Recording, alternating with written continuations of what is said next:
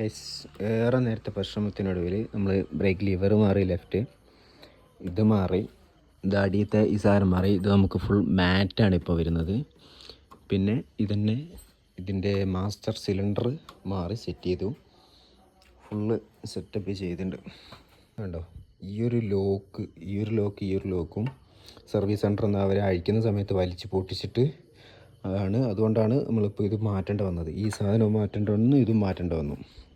ഇതിൻ്റെ ഡിസൈനിങ് ഭയങ്കര അപാരമായ ഡിസൈനിങ് ആയതുകൊണ്ട് നമുക്ക് മാസ്റ്റർ സിലിണ്ടർ സെറ്റ് അഴിക്കണമെങ്കിൽ ഈ അടിയത്തത് അഴിക്കണം, ഇതഴിക്കണമെങ്കിൽ ഇതഴിക്കണം, ഇത് അഴിക്കണമെങ്കിൽ ഇവിടെ അഴിക്കണം, ഈ സൈഡ് അഴിക്കണം, ഇതൊക്കെ അഴിക്കണമെങ്കിൽ ഈ കിറ്റ് അഴിക്കണം. മൊത്തത്തിൽ ഇവിടുന്ന് അഴിച്ച് തുടങ്ങിയാൽ മാത്രമേ നമുക്ക് അവിടെ ഉള്ള സാധനം അഴിച്ച് റെഡിയാക്കാൻ പറ്റുള്ളൂ.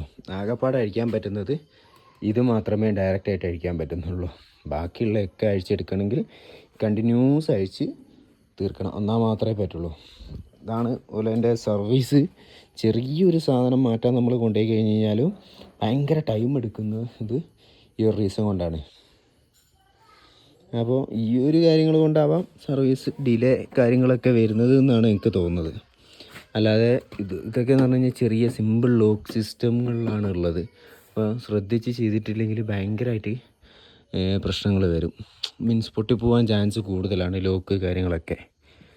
അതുകൊണ്ട് ഞാൻ ഇടുന്ന സമയത്ത് കണ്ടോ, ഏതോ ഒരു സൈഡിൽ നിന്ന് ചെറിയ ഒരു ഇതിൽ പൊട്ടിപ്പോയതാണ്. ഈ ഫ്രണ്ട് ഇത്രയും വലിയ പോർഷനൊക്കെ എന്ന് പറയുന്നത് ഇവിടെയും ആ പാടെ 2 സ്ക്രൂ, അവിടെ 2 സ്ക്രൂ, അതിലാണ് നിൽക്കുന്നത് മൊത്തം.